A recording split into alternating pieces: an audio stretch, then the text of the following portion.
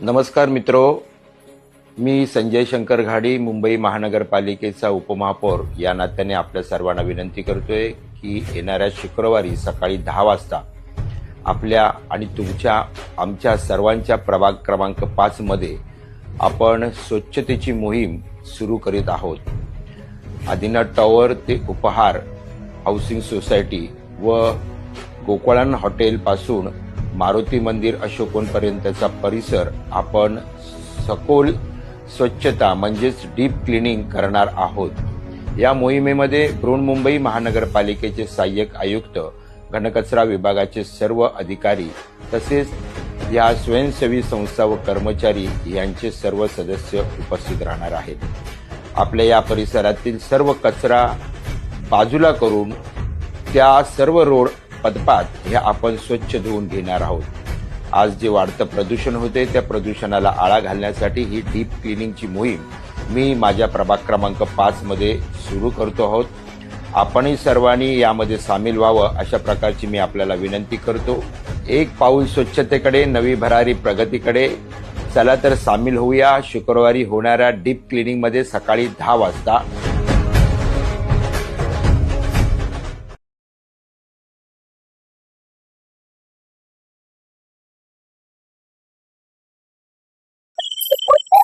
नमस्कार. आज आपण आलोय दहिसर मधील वॉर्ड क्रमांक 5 अशोकवन इथे. इकडे स्वच्छता मोहीम चालू आहे, डीप क्लिनिंग चालू आहे. आपल्यासोबत घनकचरा व्यवस्थापनाचे अधिकारी आहेत. आपण त्यांच्याशी थोडंसं बोलू. नमस्कार साहेब, आपलं नाव सांगा ना, नाव आणि आपलं पद. माझं नाव अनिश तांबे, कनिष्ठ पर्यवेक्षक घनकचरा व्यवस्थापन खाते, दहिसर, मारुती. हा संपूर्ण विभाग साहेब तुमच्याच अंडर येतो ना साहेब? मी काय बोलतो, आज जे आपण स्वच्छता अभियान जो राबवतोय, डीप क्लिनिंग राबवतोय, यामध्ये जनतेने कशा प्रकारे सामील व्हावं असं तुम्हाला वाटतं? जनतेने प्रत्येकाने इथे स्वतःच काम आहे असं करून त्याने सामोरं. म्हणजे असं नाही की बाबा कचरा डिपार्टमेंट येत आहेत, साफसफाई येत आहेत आणि करतायत. आणि स्वतः त्यात इन्व्हॉल्व होऊन त्याने सहभाग घेतला तरच हे सर्व काय साफ होतं. बरोबर. त्यांनी जर आपण कचरा करतोय, येत आहेत कचरा घेऊन जातात, त्याला अर्थ नाही. तोपर्यंत लोक डोक्यात ते टाकत नाही, तोपर्यंत साहेब मी काय बोलतो, शहरात कचऱ्याची जी समस्या वाढते त्याचं मुख्य कारण काय आहे असं तुम्हाला वाटतं? मुख्य कारण म्हणजे त्याचं लोक जेव्हा ते दत्तक वस्तीवाले घराघरामध्ये कचरा जमा करायला गेला जातात तेव्हा अर्धी लोक तिथे नसतात. ते कामाला तिथे दरवाजा बंद आहे, त्यामुळे तो अर्ध्या लोकांचा, प्रत्येक लोकांचा कचरा रस्त्यावर टाकला जातो. आणि त्यामुळे तो कचरा तसाच पडून राहतो. वाढते. साफसफाई केली तरी पण ते रोजचा प्रकार तोच होतो.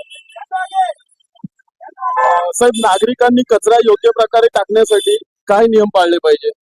योग्य प्रकारे टाकण्यासाठी जेव्हा आमचा दत्तक वस्तीवाला किंवा कचरा उचलणारा, कचरा घरोघरी घेणारा वेळेवर तर जातोच, रेग्युलर जातो, त्याने वेळेवर कचरा द्यावा आणि ओपन डंप उघड्यावर टाकू नये.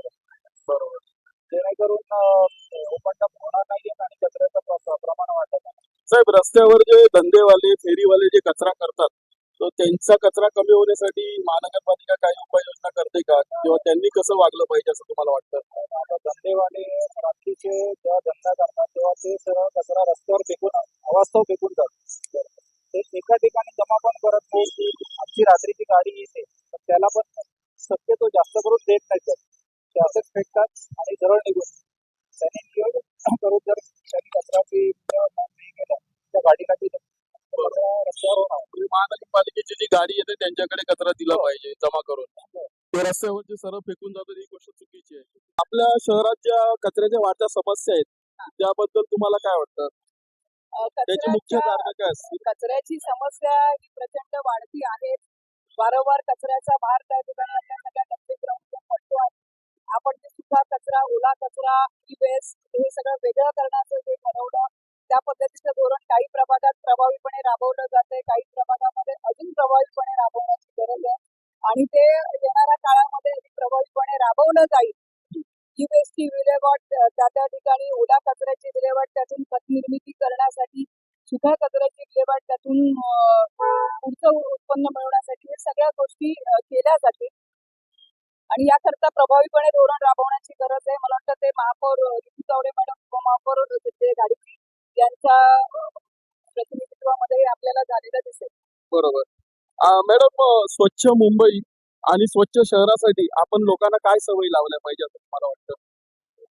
आपल्या मुंबई महानगरपालिकेमध्ये दत्तक वस्ती नावाची योजना आपण राबवतो. या योजनेच्या माध्यमातून जे स्वयंसेवक त्यांच्याकडे येतात, 10-20 रुपये वर्गणी त्यांच्याकडून घेतली जाते घरातून. तर या 10-20 रुपयासाठी कुठलेही टाळाटाळ न करता येणाऱ्या स्वयंसेवकांकडे, ज्यांना आपण कचरावाला बोलतो, त्यांना पहिल्यांदा कचरावाला न बोलता सफाईवाला बोलतो आणि या सफाईवाल्या स्वयंसेवकांचा आदर करत त्यांना आपल्या घरातला कचराही दिला पाहिजे आणि त्यांची असणारी महिन्याची जी वर्गणी असेल तीही त्यांना दिली पाहिजे, जेणेकरून लोकसहभाग हा त्याच्यामध्ये अपेक्षित केला जातो.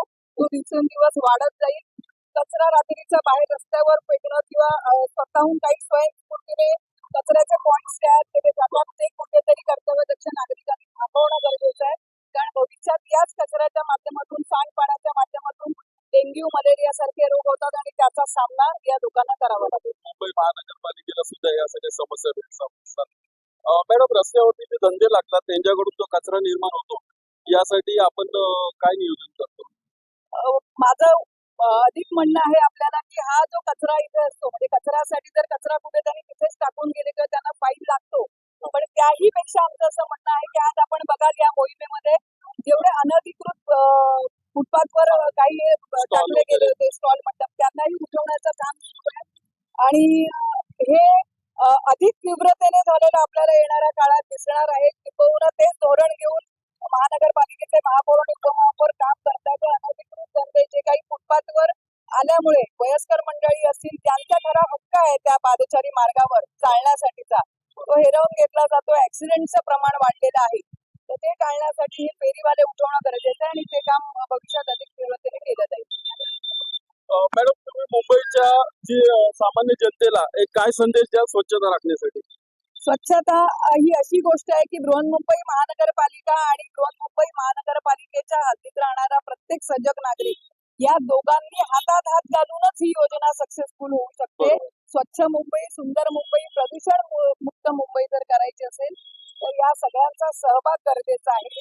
केवळ आपण बोर्ड दाखवून होणार नाही, तर आपलाही सक्रिय सहभाग या सगळ्या मोहिमेत असला पाहिजे. धन्यवाद मॅडम. हर गली अब उन्नति की राह जाएगी, धूप आशा की आंगन आंगन गाएगी, स्वप्न गांधी जी का अब साकार करना है, स्वच्छता का देश में त्योहार करना है.